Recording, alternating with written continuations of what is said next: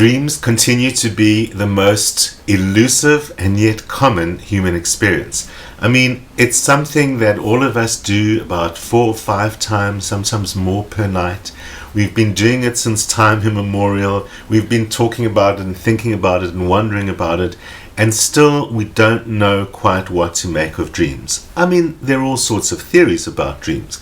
And my approach has always been, since we clearly don't know and never will know exactly why dreams happen and exactly what they are, it's likely to me that many of the explanations that we have for dreams are true.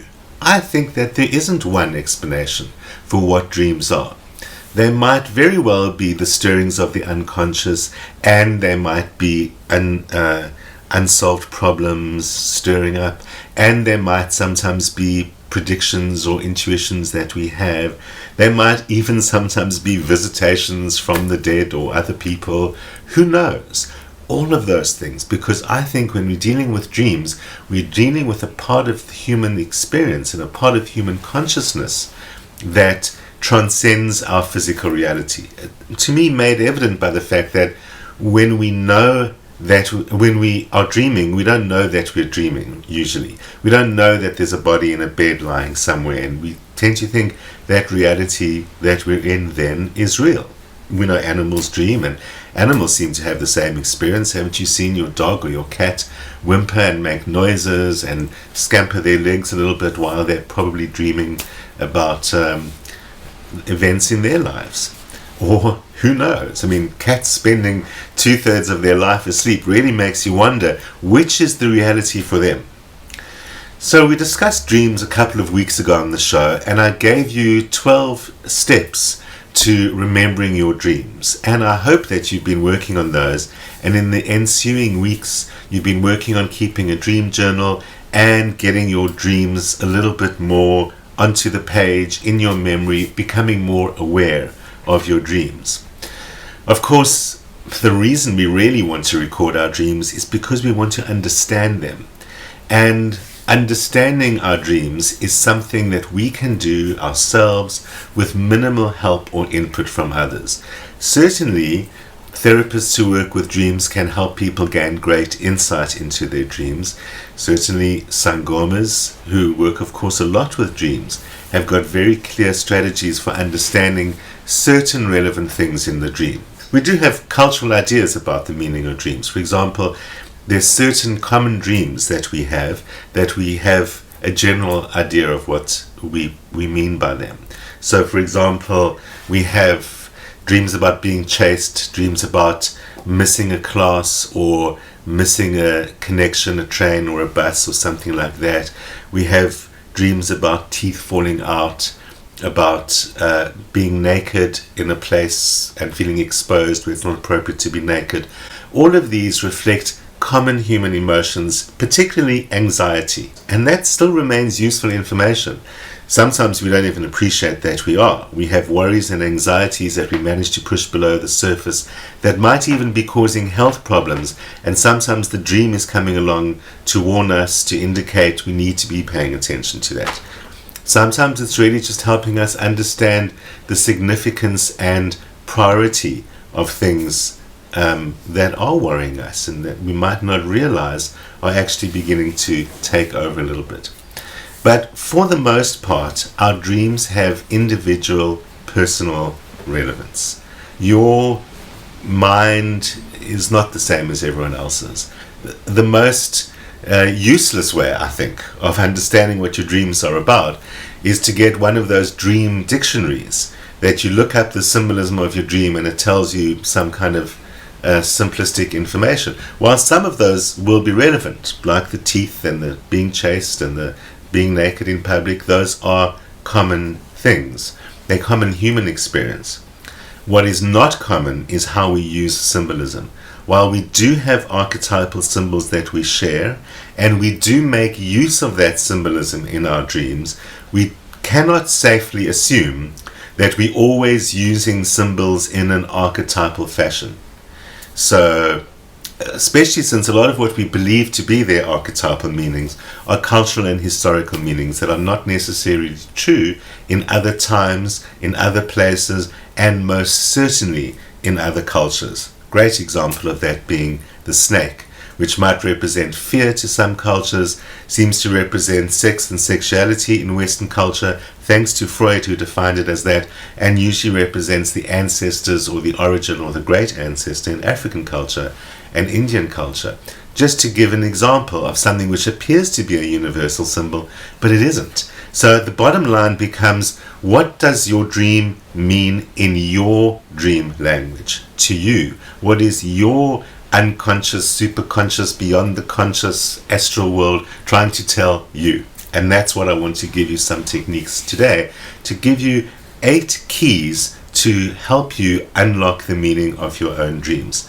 It takes a while, but it's a great, exciting process that's interesting and valuable from the very beginning. So let's start. The first key is to trust your feelings and reactions to the dream. One of the things I asked you to do when remembering your dreams a couple of weeks ago is to kind of stay still and notice how you feel. So the first step to unlocking the meaning of a dream is noticing how you feel when you wake up, preferably as soon as you've woken up with minimal movement, and just catch yourself. Notice your feelings. Notice if there's any reaction feeling going on. Waking up feeling disappointed that the dream ended, or that you just lost a beautiful thing, or relieved. There are many emotions we experience after our dreams, but we usually sweep them away into the excitement, drama, or whatever it is about waking up in the morning, and very often by the things that we need to do. If you are serious about researching your own dreams, it might be a good idea just to learn to wake up a little bit earlier. And like that, you won't have stress or have to jump up and make breakfast or take the kids to school or rush off to work or whatever it is you need to do in the morning, and just give yourself a little bit of time to work with your dreams, because the value will be immense. It's a dialogue between aspects of yourself and your conscious self that is enormously enriching in understanding and managing yourself and your life.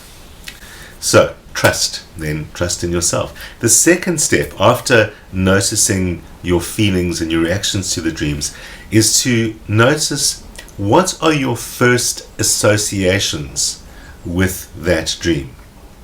Now, you'll remember when I told you about remembering your dreams that I suggested to you that you write down a summary of the dream before you go any further. So you're going to be lying there, observe your reactions and feelings, write down a summary of the dream first, then start writing down your associations. The most basic associations will be found in repetitive things. Even dreams that seem to change from one scene to another, or that seem to completely go off track into something else along the way, upon reflection, often have a repetition of some kind. It can be a word, it can be a person, a name, or a place. Repetitions jump out that way. Words that are used in the dream, especially unusual words or words from another language, or places and things that you haven't seen lately. All of those you can ask yourself, and of course everything else, what are your associations? Make a note of those after the writing of the dream. Okay, so you've got some information to work with. You've got a way to connect yourself back to the dream. Before you go too deeply into it, step number 3, key number 3 to the dream is to first do a reality check. Could the dream be literally true? It's probable that a large percentage of our dreams are literally true. You might be dreaming of something that actually did happen, or that actually does concern you exactly in the way that it shows you in the dream, or that very often is simply kind of replaying to you something you haven't noticed properly in your everyday life. So do a reality check. You might just be dreaming about something that's true and is mundane. It doesn't make it important, and we have to acknowledge that despite the rich wealth of our dreams, a lot of it is not useful information. So that's why key number 3 is kind of get that reality check out of the way, and assume that what you are dreaming is true, double check not true, and take it from there. There are those dreams which are precognitive. Many people have occasional dreams which appear to be precognitive. They appear to foreshadow things that actually do happen, sometimes quite literally.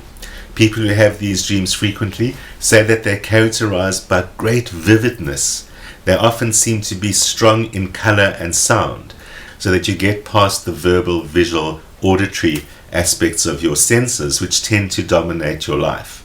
Which dreams seem to be precognitive and alerting me to something that might be coming, not necessarily through a psychic means, maybe unconsciously or intuitively you've picked something up and you realize what's going on, but your intellectual self is too full of answers. Your experience and your instinct has picked up that that person is going to betray you because you've been in that situation a million times before. But your rational conscious mind is not allowing you to go down that line, is not allowing you to think that about that person. Is busy following the desire, oh yes, because I am going to get that thing I need, and you don't realize that that person might be playing with you. But your unconscious self recognizes that and sends you dream symbols to make you realize that. And perhaps you will literally dream about that person betraying you. That is an example of a literal dream. It might not have happened yet. It might not be precognition in any fancy psychic sense of the word. And it's simply your experience as a human being that we need to process in order to really benefit from. So that dream is the process. The fourth key is really a little bunch of keys. So a couple of steps with all of those. But the fourth key is re-entering the dream. That sounds really exciting, and it is. You need a little bit of time. You're not going to be jumping out of bed, and you need calm and quietness. If you're not sleeping alone, it might be more difficult unless your partner's still asleep, which helps. So you've kind of got to re-enter the dream. So lying there, hopefully not moving, you close your eyes, and if you know the position that you sleep in, you just gently and slowly get back into that position, and closing the eyes, gradually allow yourself to head back towards that dream, thinking about that dream. You're thinking about the imagery of that dream or the little bits that you remember. And firstly, identify a question. What does the whatnot in the dream mean? Or why did I meet that person? Point 2, focus on it. Focus on it as a target. Ideally, it's a person or a place in the dream that you can focus on as a target. And tell yourself, I'm going back there. I'm going back to meet that person. Fortunately, if we wake up, don't do too much, and go back to sleep, we tend to immediately have a lot of very visual experience and a lot of dreams. If you have established a question about what does the dream mean, or why did I dream that, or what am I doing in this place, the third thing to do is ask yourself, who or what in this dream will give me my answer? And then step 5 here, relax, breathe, and gradually allow the imagery of the dream to return. You're thinking about your target place or person, you're putting the conscious who's going to answer, focusing on that target, allowing the dream to return and enter into the dream. Enter into the locale of the dream, and that's point 5. And point 6 on this fourth key, let the action unfold. Don't try and influence it, don't try and direct it too much.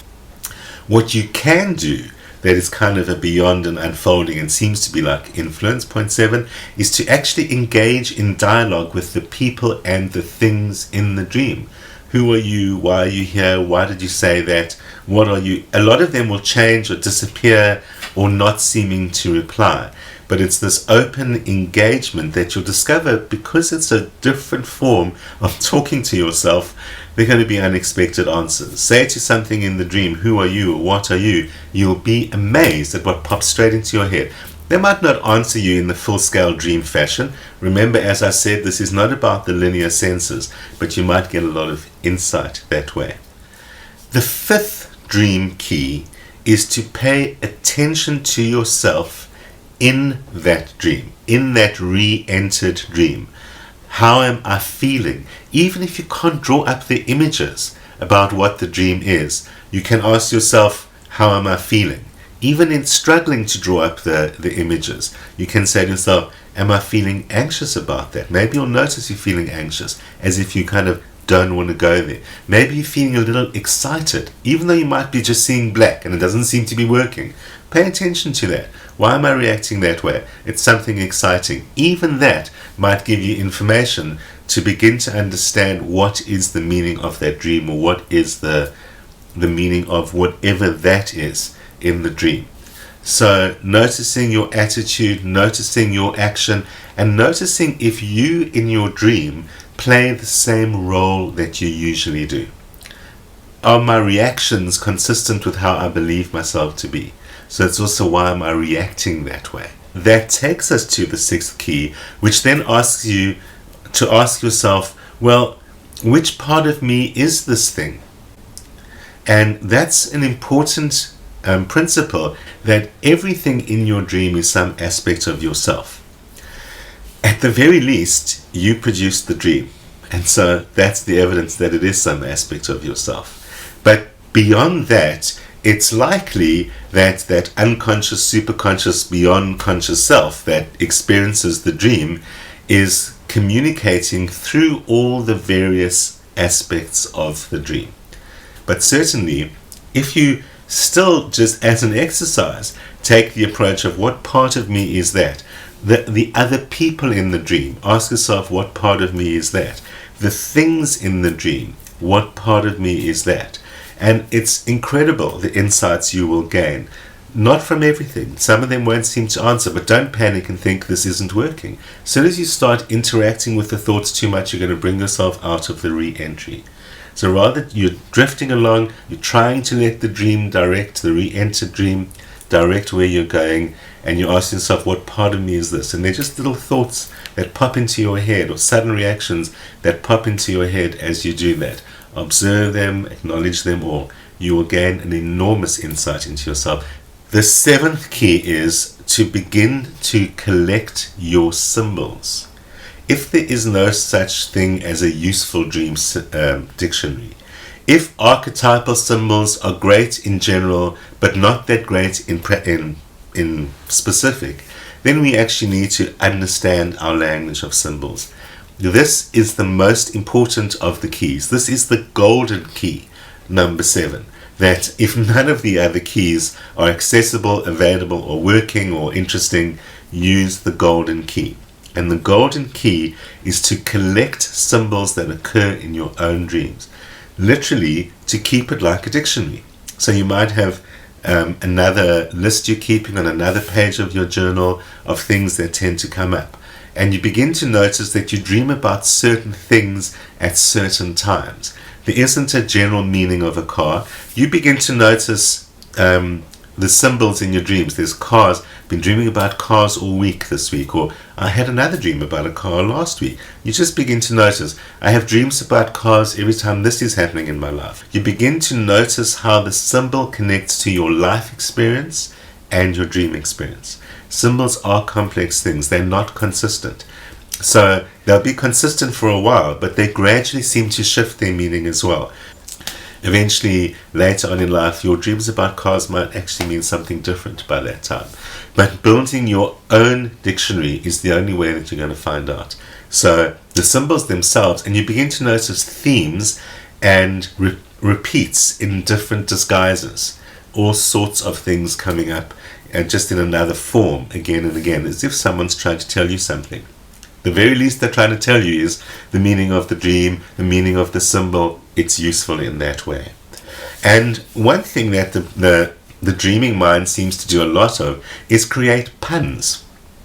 So sometimes, in fact, often, look a little bit further than the obviousness of the literal meaning or literal experience of the dream, and look for dream puns, plays on words or plays on concepts. What dreams will often do is they will take an idea or an expression or a verbal or intellectual thing and turn it into some odd literal symbols doing something.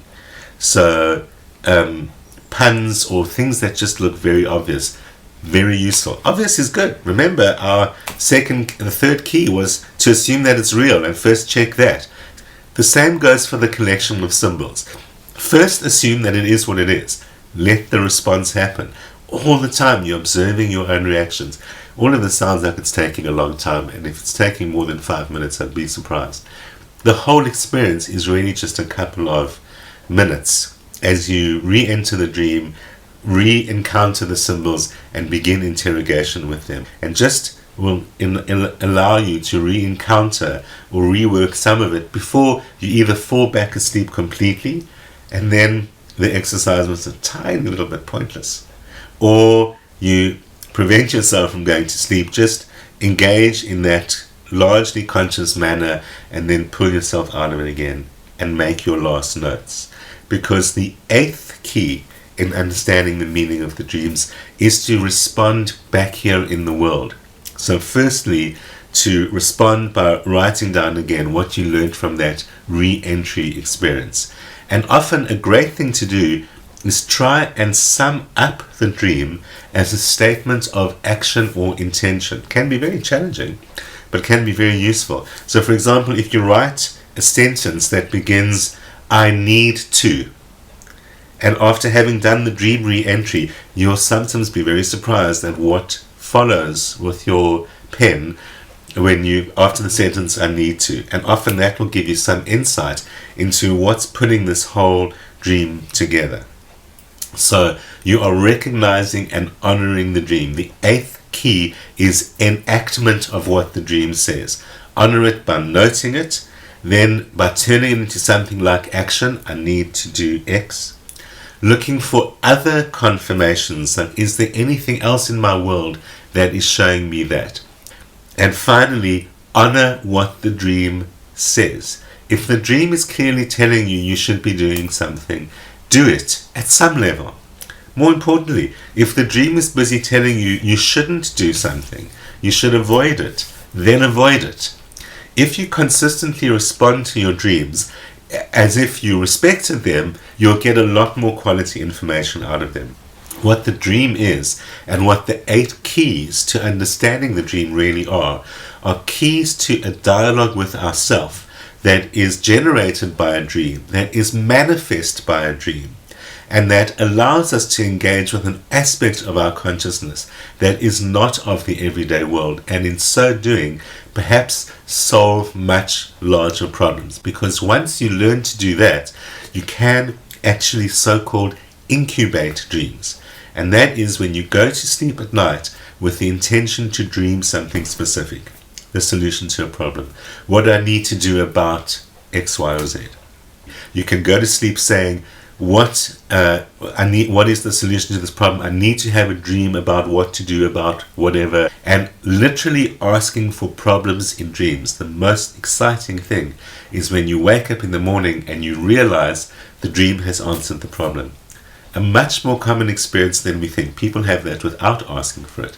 But turns out that with intention, you can have such dreams as well. If we allow that knowledge from our consciousness to inform our lives, we will have much richer lives, much richer inner lives, much richer understanding of ourselves, understanding of our relationship with everything that's going on around us.